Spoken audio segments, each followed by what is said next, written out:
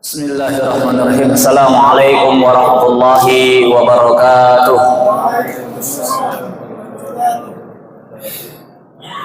Alhamdulillah wassalatu wassalamu ala Rasulillah wa la haula wa la quwwata illa billah. Ashhadu an la ilaha illallah wahdahu la syarikalah wa ashhadu anna Muhammadan abduhu wa rasuluh. Allahumma salli wa sallim wa barik ala Muhammadin wa ala alihi wa ashabihi wa mawalah. Rabbi shrah li sadri wa yassir li amri wa hlul 'uqdatam min lisani yafqahu qawli. Allahumma la sahla illa ma ja'altahu sahla wa anta taj'alul hazna idza syi'ta sahla. Hadirin Bapak Ibu yang semoga dari Allah Subhanahu wa taala, jamaah salat Isya dan salat tarawih Masjid As-Sholihin yang semoga senantiasa mendapatkan curahan limpahan kasih sayang dari Allah Subhanahu wa taala. Bersyukur kita memuji Allah Subhanahu wa taala, tanpa terasa hari ini kita sudah masuk di malam ke-18, Masya Allah. Artinya sudah separuh jalan lewat kita kemudian melalui Ramadan. Dan tentunya kita sadar banyak kekurangan-kekurangan yang kemudian telah kita lalui, sehingga berangkat dari kesadaran ini seharusnya kita memacu diri kita untuk memperbaiki, menambal setiap lubang-lubang yang kemudian tertinggal. Karena tamu istimewa, persembahan spesial dari Allah Subhanahu wa taala tidak lama lagi akan pergi meninggalkan kita. Bapak Ibu yang semoga dari Allah Subhanahu wa taala, di antara prinsip dasar yang dimiliki Islam adalah Islam menjunjung tinggi nilai sebuah keadilan. Maka dalam banyak ayatnya Allah Subhanahu wa taala senantiasa mengingatkan kita, innallaha ya'murukum bil adli wal ihsan. Allah perintahkan kepada kita, kepada kalian untuk berbuat adil dan berbuat ihsan. Berbuat adil baik terhadap diri sendiri, berbuat adil baik terhadap kerabat keluarga, ataupun berbuat adil terhadap mereka yang tidak punya ikatan darah terhadap kita. Berbuat adil baik dalam kondisi marah ataupun berbuat adil dalam kondisi ridho. Karena Allah Subhanahu wa taala tidak memandang fisik manusia. Standar yang kemudian Allah berikan itu adalah setiap kita pasti mampu untuk meraih standar tersebut. Inna akramakum indallahi atqakum. Orang yang paling mulia di sisi Allah di antara kalian adalah yang paling takwa. Maka Allah juga perintahkan i'dilu huwa aqrabu littaqwa. Berbuat adillah, karena sesungguhnya perbuatan adil itu lebih dekat kepada ketakwaan. Apa korelasinya antara perbuatan keadilan dengan ketakwaan? Seorang mukmin ketika kemudian ketakwaannya menghiasi dirinya, maka dia tidak akan bersikap berdasarkan perasaan dan hawa nafsunya. Setiap tingkah lakunya, pola pikirnya, perbuatannya, ucapannya akan dia pandang berdasarkan sudut pandang syariat Allah Subhanahu wa taala, sekalipun perasaan ini berat untuk menjalaninya. Inilah yang kemudian kita pahami kenapa yang namanya keadilan itu dekat dengan ketakwaan. Hadirin Bapak Ibu yang semoga dari Allah Subhanahu wa taala, berbicara tentang keadilan tentunya juga tidak lepas dari lawan daripada keadilan tersebut, yaitu kezaliman. Kita masuk dalam bulan Ramadan, di mana tentunya ketika di awal-awal kita masuk Ramadan, bagaimana kemudian kita menata hati kita untuk betul-betul membebaskan dari setiap beban-beban penyakit hati. Di antara beban penyakit hati itu adanya perasaan ghil, perasaan syak, perasaan hasad, iri, dengki, dendam terhadap saudara sesama muslim. Maka termasuk di dalamnya adalah segala macam perbuatan kezaliman-kezaliman. Ini yang kemudian kita berupaya untuk menyelesaikan semua perbuatan tersebut. Rasulullah SAW mengingatkan az-zulmu salasah. Yang namanya kezaliman itu ada 3 jenisnya. Pertama, zulmun la yaghfiruhullah. Sebuah kezaliman di mana Allah tidak akan mengampuni hamba tadi. Ketika seorang hamba datang menghadap Allah dengan membawa kezaliman macam kayak begini dan belum sempat bertaubat, maka demi Allah wasallam, dia nggak punya harapan selamat dari neraka Allah Subhanahu wa taala. Lalu Rasul kemudian menyitir firman Allah Subhanahu wa taala, ucapan seorang abdun soleh yang Allah abadikan di dalam Al-Qur'an, wa idh qala Luqman li ibnihi wa huwa ya'izuhu ya bunayya la tusyrik billah innasyirka la dzulmun 'adzim. Ingatlah tatkala Luqman memberikan wasiat, memberikan petuah nasihatnya kepada sang putra, wahai putraku, jangan pernah menyekutukan Allah. Perbuatan syirik adalah azlamuz zulm, sezolim-zolimnya perbuatan zolim. Kenapa? Ini adalah perbuatan zolim yang kita lakukan terhadap Allah Subhanahu wa taala. Ketika kita sebagai manusia ada hak-hak kita dirampas oleh manusia lain, maka kita akan berupaya untuk mengambil hak tersebut. Lantas bagaimana ketika yang dirampas itu adalah hak Allah Subhanahu wa taala? Terkadang kita lebih murka ketika hak kita diambil, sementara kita bersikap adem ayem ketika melihat hak Allah itu dirampas. Sementara hak Allah adalah memberikan ubudiyah hanya kepada Allah Subhanahu wa taala. Hadirin ma'asyiral muslimin rahimakumullah, ini adalah kezaliman yang pertama. Seseorang menduakan Allah Subhanahu wa taala. Adapun zalim yang kedua adalah az-zulmu yaghfirullah. Sebuah kezaliman yang masih memungkinkan Allah akan mengampuni dosa hamba tadi sekalipun dia belum bertaubat dari dosa kezaliman tadi. Ini adalah kezaliman seorang hamba terhadap dirinya. Dia banyak melakukan perbuatan-perbuatan maksiat, perbuatan dosa-dosa kecil ataupun dosa-dosa besar, namun Ahlus Sunnah wal Jamaah sepakat bahwasanya ahlul kabair, sekalipun dia belum sempat bertaubat dari dosa besarnya, masih punya harapan terbebas dari neraka Allah Subhanahu wa taala. Ahlul kabair ketika dia datang menghadap Allah masih dengan membawa iman, namun juga dengan membawa dosa-dosa yang besar, masih punya harapan dia akan diangkat oleh Allah Subhanahu wa taala dari neraka. Rasulullah SAW juga kemudian memberikan semacam hiburan terhadap ahlul kabair. Syafaati li ahlil kabair yaumal qiyamah. Syafaatku akan berlaku pula kepada ahlul kabair pada hari kiamat. Apa syafaatnya? Tidak kekalnya mereka di dalam neraka Allah Subhanahu wa taala. Namun yang menarik adalah yang ketiga, jenis kezaliman yang ini kita khawatirkan. Rasul kemudian menyebutkan az-zulmu la yatrukuhullah, sebuah kezaliman yang tidak akan mungkin dibiarkan oleh Allah Subhanahu wa taala. Kalau yang pertama tadi kezaliman yang tidak akan diampuni oleh Allah Subhanahu wa taala. Sedekat apapun hubungan kekerabatan kita dengan Nabi itu, kalau kemudian bawa dosa syirik nggak bakal diampuni. Apa kekurangan Abu Thalib? Seluruh sisa hidupnya dihabiskan buat memberikan pembelaan kepada Rasulullah SAW. Namun tatkala mati dengan membawa kesyirikan, tetap tidak bisa. Hubungan kekerabatannya dengan Nabi tidak mampu menyelamatkan dirinya dari siksa Allah Subhanahu wa taala. Kekal, nggak akan diangkat selama-lamanya. Yang menarik adalah kezaliman yang ketiga, kezaliman yang tidak akan dibiarkan oleh Allah Subhanahu wa taala. Artinya perbuatan zalim ini adalah perbuatan kezaliman yang dilakukan antara sesama Bani Adam. Ada hak-hak Bani Adam yang dirampas oleh manusia yang lain.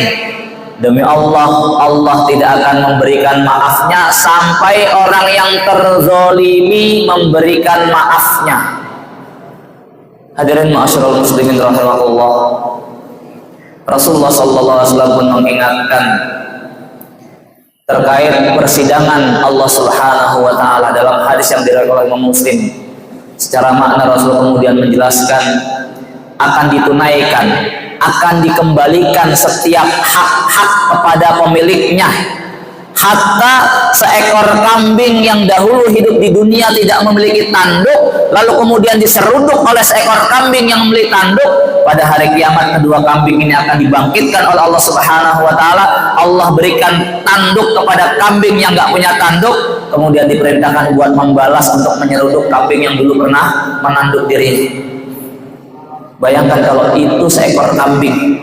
Lalu bagaimana ketika kita manusia yang kita adalah makhluk mukallaf terkena beban syariat? Ma'asyiral muslimin rahimakumullah, Rasul juga kemudian mengingatkan bertanya kepada para sahabat, atadruna manil muflis min ummati? Tahukah kalian siapa golongan umatku yang bangkrut? Bapak Ibu yang semoga Allah Subhanahu wa taala, Rasul kalau kemudian menyebutkan sesuatu selalu dikaitkan dengan perkara akhirat. Para sahabat, notabene mereka sama dengan kita secara pola pikir. Ketika Rasul bertanya tentang definisi bangkrut, maka mereka mengetahui definisi bangkrut itu hanya sebatas perkara dunia. Mereka memberikan jawaban kepada Nabi, al-muflisu indana. Orang yang bangkrut di kalangan kita, di kalangan kami adalah mereka yang nggak punya harta benda. Mereka yang kalau kemudian usaha tekor nggak dapat laba, modalnya sekian, baliknya sekian. Sama dengan kita kalau kemudian kita ditanya definisi bangkrut kayak begitu. Cuman bukan Rasul namanya kalau nggak mengkaitkan perkara dunia dengan perkara akhirat. Inilah yang menjadikan generasi sahabat itu generasi yang unik. Mereka hidup di dunia, kedua telapak kakinya menapak di dunia, namun jiwanya itu melayang di langit. Karena Rasul selalu mengkaitkan apa-apa dengan perkara-perkara akhirat. Sesuai dengan firman Allah Subhanahu wa taala, perbedaan sahabat dengan kita itu, para sahabat mengejar dunia di tengah-tengah kesibukan mereka mengejar akhirat.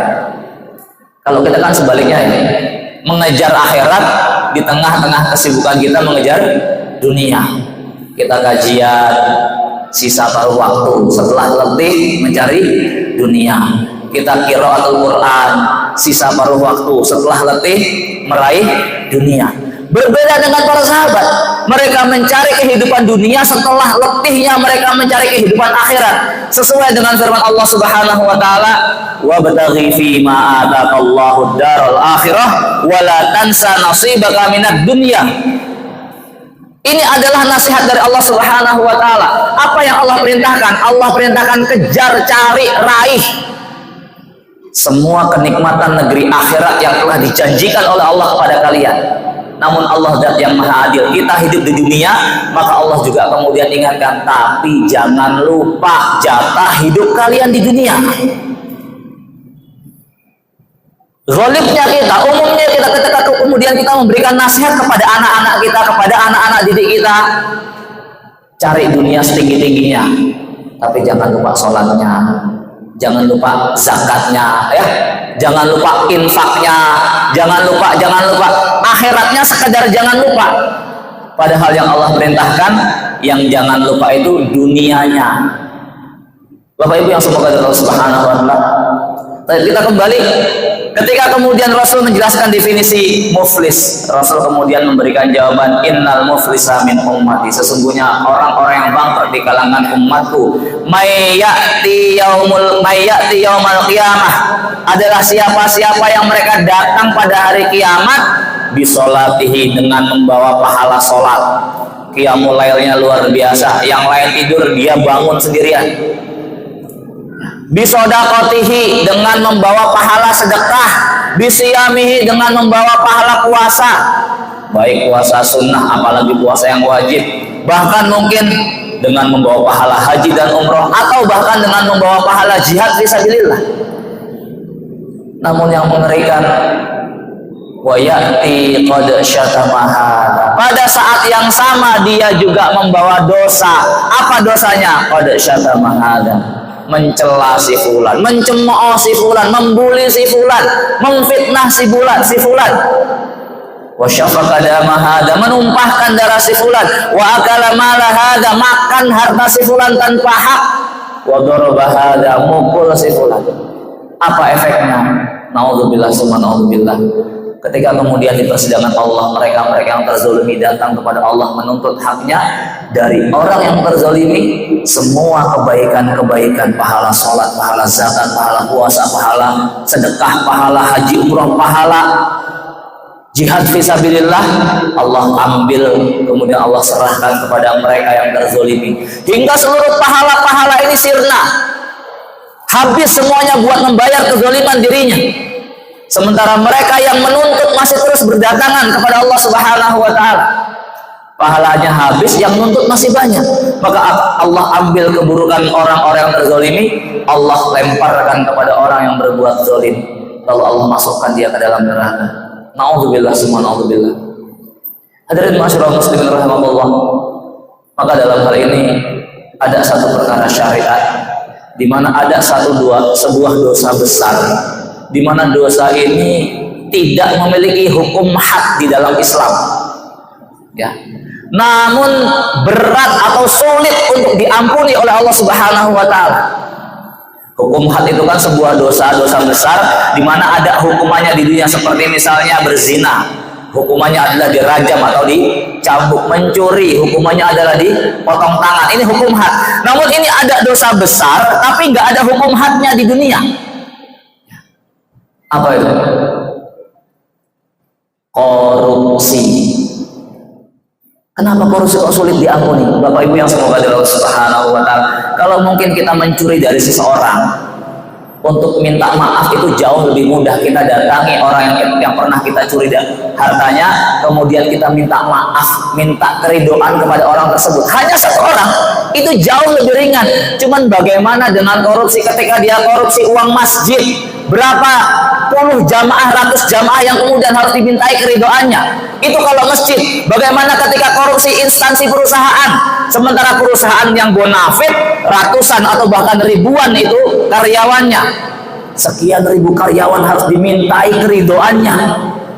Itu kalau perusahaan. Bagaimana kalau kemudian sebuah negara 280 juta penduduknya akan nuntut di hadapan Allah Subhanahu wa taala terhadap seorang pemimpin yang melakukan tindakan korupsi terhadap harta rakyatnya. Dan Allah tidak akan memberikan maaf sampai seluruhnya memberikan ridho. Kebayang nggak bagaimana sulitnya untuk diampuni dosa itu? Kalau dalam hadis itu disebutkan harta gulul. Peristiwanya ketika terjadi kemudian pertempuran, ada seorang sahabat yang Masya Allah luar biasa, sampai kemudian seluruh sahabat yang lain mengatakan dia syahid, dia syahid, dia syahid. Namun Rasul mengatakan dia di neraka. Ditelisik-telisik, ternyata sahabat tadi itu ketika meninggal dunia nempel di tubuhnya harta gulul, harta rampasan perang yang belum sempat dibagi tapi sudah dipakai sama dia. Ada sahabat yang lain kemudian melihat sendal, dipakai sendalnya itu karena dianggap mungkin cocok, datang kepada Nabi. Rasul mengatakan dua sendal tersebut akan mampu menjerumuskan kamu ke dalam neraka. Ini bedanya sahabat ketika diingatkan dengan neraka, segera kemudian dia lepaskan sandal tersebut. Rasul nggak memberikan hukuman had karena memang tidak ada. Namun Rasul sekedar mengingatkan bagaimana efek harta gulul ketika itu dipakai dan belum dibagi, itu akan mampu menjerumuskan pelakunya ke dalam neraka Allah Subhanahu wa taala. Lantas bagaimana dengan tindakan korupsi yang itu bukan hanya 1, 2, 3 hak orang yang terampas, namun ratusan, ribuan, bahkan jutaan manusia yang terampas haknya. Ketika semuanya datang menghadap Allah Subhanahu wa taala, seluruh amal-amal kebaikan kita habis. Yang tersisa adalah semua orang terzalimi akan memberikan keburukan-keburukannya kepada kita. Naudzubillah, semua naudzubillah. Maka melalui mimbar ceramah Ramadan ini, khatib kembali mengingatkan masih ada spare waktu bagi kita untuk memperbaiki diri. Diingat-ingat, mungkin ada hak-hak saudara kita, kerabat kita, keluarga kita yang pernah kita ambil. Mungkin ada kehormatan diri mereka yang pernah kemudian kita cemarkan nama baiknya. Rasul kemudian menjelaskan, "Man kanat indahu mazlamatun li akhihi min irdihi aw bi syai'in falyatahallalhul yaum." Barang siapa yang punya dosa kezaliman terhadap saudaranya, baik mencemarkan nama baik ataupun dari sesuatu yang lain, falyatahallalhul yaum, segera minta dihalalkan hari ini juga, sebelum datangnya hari di mana harta dan benda sudah tidak memberikan manfaat. Hadirin ma'asyiral muslimin rahimakumullah, kita sama-sama berdoa kepada Allah Subhanahu wa taala agar Allah memberikan kepada kita kesempatan untuk menyelesaikan Ramadan ini dengan sebaik-baiknya, memberikan kesehatan, kesempatan, waktu luang untuk kemudian bisa menambah amal-amal ketaatan kita dan memperbaiki setiap kekurangan-kekurangan kita. Demikian, mudah-mudahan yang singkat ini bermanfaat. Aku qouli hadza subhanallahumma bihamdika asyhadu an la ilaha illa anta astaghfiruka wa atubu ilaik. Wa sallallahu nabiyana Muhammadin. Assalamualaikum warahmatullahi wabarakatuh.